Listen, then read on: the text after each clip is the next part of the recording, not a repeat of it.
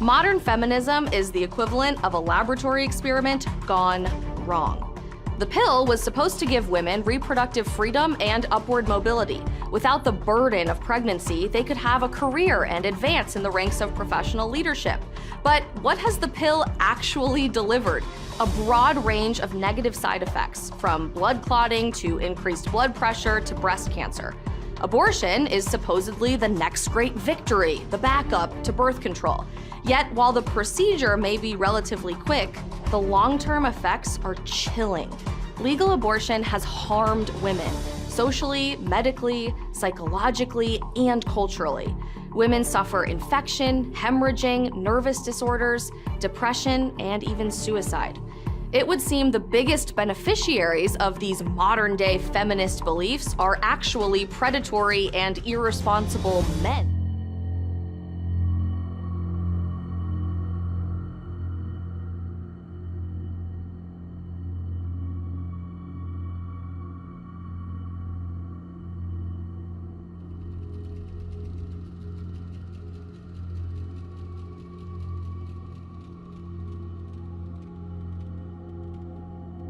https://www.youtube.com shorts xuz8i lnbxka. It has historically been a man's job to provide and protect the hearts of women. Feminism has convinced the naive that they are here to help. Women are driven to hell and will not come back under their guidance. Hegemonic masculinity is the core of a successful society. Failure at the core, you'll find feminism. Worse than all natural and unnatural disasters combined. In a few short generations, they have systematically removed the family, love, heart, and relationship from humanity. Ancient civilizations evolved the feminine in the heart of women, not replace it. Only because men and women seek love, a woman must have a heart as the source of love, and a man is the head and in charge. Women cannot be happy until they have a man in charge of them. Sinsites at www.youtube.com shorts Nice 9 feminism is the fallacy that women can replace men. Feminism begins by portraying the ideology of equality between the two sexes and ends with the sterilization of men and boys to maintain the supremacy of women and girls. It's an ideology that paints men as oppressors and women as victims. You will never be capable of relating to or having a healthy relationship with the opposite sex if you are a believer in this ideology, and that is the point. Feminism makes women childless and unhappy. Feminists think they can waste their fertile years sleeping with bad boys and control their fertility with drugs. And then, as if by magic, Prince Charming appears when she's 35 to wash the dishes with a washboard stomach as she takes drugs to get pregnant. She can then get fat and belittle the man as he does what he's told. With information technology, men now have access to women from other cultures, where masculinity is prized and femininity still exists. Western feminists can't compete with these women and will fade from the gene pool. All men have to do is not have kids with feminists. This is one of the best services we can do for humanity, and avoiding feminists will greatly improve male health. Third-wave feminism has become about solidarity rather than personal choice, like previous feminist movements which empowered the individual. Now, you're either in lockstep agreement with every ideological detail, or you're the enemy. Third-wave feminism has gotten to the point where not only does it harm men, but also stabs women, the ones they claim that they are fighting for, in the back. Do you guys remember that news where a girlfriend was trying to defend her boyfriend who was accused by a third party of sexually assaulting her, but she was intimidated into silence by feminists when she tried to help him? It has only become more apparent as feminism has mutated so much that it is hard not to see the negative impact it has done on our society lately. It has destroyed the social contract between men and women, and it doesn't seem to want to stop until the so-called men decide that enough is enough and try to repair the damage. But until then, men will continue to be demonized and blamed for all the world's problems and are expected to fix it all with no benefit for themselves. Women have social, economic, and political equality already. Instead of women competing in the open market, women now want it all handed to them. Why is there not enough women in this position or that profession? What is utterly shocking to me is that women insist they are able to do everything as well as men. Period. Women want to be able to compete in the open market by forcing men to give up their natural advantages. Let's take the tech industry. Women are constantly making noise about how few women are in the tech industry. Why? Given that on average men have an inherent affinity with tech, why do women insist on being able to fill positions in tech just because they are women? Women insist they have all those qualities men possess, as in natural affinity with tech, that they too are aggressive in the way men are. They too are able to take risks as men equally. Many women have taken to replicating these natural qualities in men to claim that men and women are the same. The other thing is, most of these men who are tech-savvy would welcome women in their midst. They have access to women this way. Most of all, if there was a woman amongst them and she underperformed, they will gladly carry her. Imagine a situation where a man was working amongst a lot of women.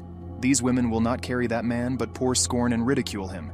Women automatically expect men to get on with it. In any case, women rarely come to the aid of men. Men are able to focus. Men make decisions faster when required. Men require less praise. Men take criticism better. Men can think quicker overall. Men want to push the limits of what is possible naturally. Add to that their natural curiosity and interest in tech. Why do women insist they are just as good as men? If there are differences between two men in a certain situation, why is there no possibility that there are differences between men and women? Why do women insist they can do it all as well as men? When clearly on the ground it is obvious that women are not able to do some things as well as men. What feminism is doing through dishonest means and guilt trip men into forcing them to give up their natural edge and allow women to compete, irrespective of ability. Let's assume women are equal to men in every way.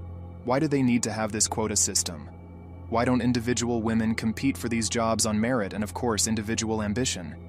Why do women insist on forcing employers to take an equal amount of women? This is not competing on the open market. But beyond this equality through the back door, women use their sexuality to demean and manipulate men.